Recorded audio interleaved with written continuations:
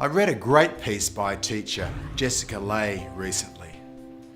Jessica referred to a recent Queensland University of Technology study on overparenting. The study is titled, "Can a Parent Do Too Much for Their Child?"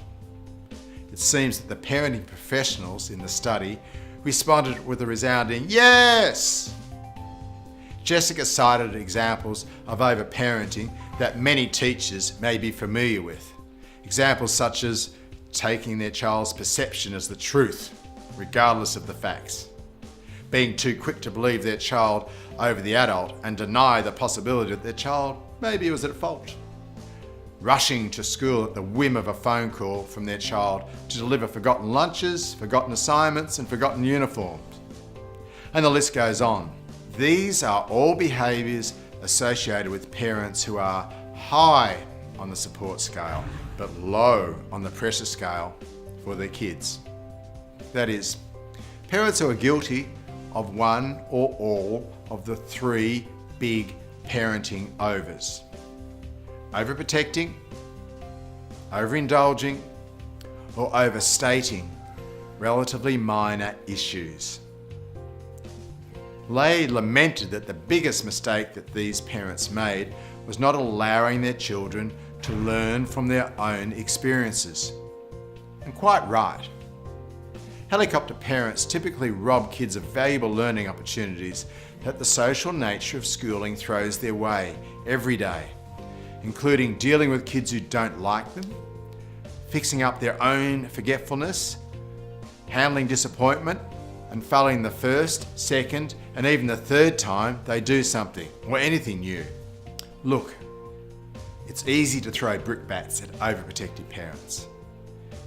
It can make teachers and school leaders and even parenting professionals feel positively good about ourselves. But it would be better though to embark on a school-wide campaign to land helicopter parents without shooting them down. Now, I've been talking and writing about this at conferences and PD sessions for some time now.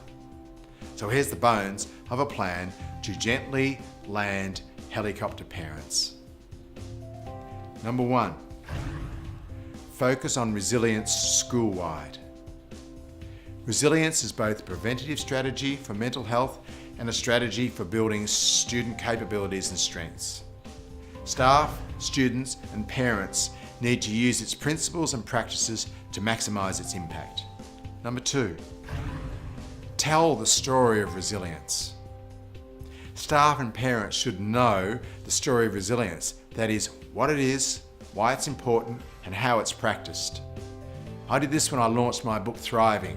The 21,000 parents who read my newsletter Happy Kids are now becoming familiar with the thriving parenting approach because I bang on about it every week in one form or another. The story of resilience needs to be repeated and repeated until we all understand what it's about. Number 3, build your proprietary language around resilience. Resiliency practice has its own language. Schools that land helicopter parents develop their own terms and phrases that have meaning and use them across the whole school.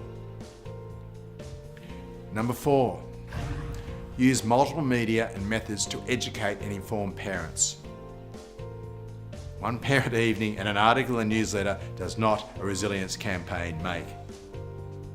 Use online tools, school notice boards, forums and social media, just to name a few communication modes to educate and inform about resilience. And number 5, involve all staff, including the front desk and support staff, in using and relating resilience principles. So what happens when a parent comes to the front desk with a teenager in tow and does all the talking? Hopefully your front desk team will thank that parent for their concern and begin to tactfully address the teenager who should have done the talking in the first place. This is a minor example, but it's so important that everyone is in on the act, not just teachers. Now, this isn't the whole plan to land helicopter parents, but it's a start.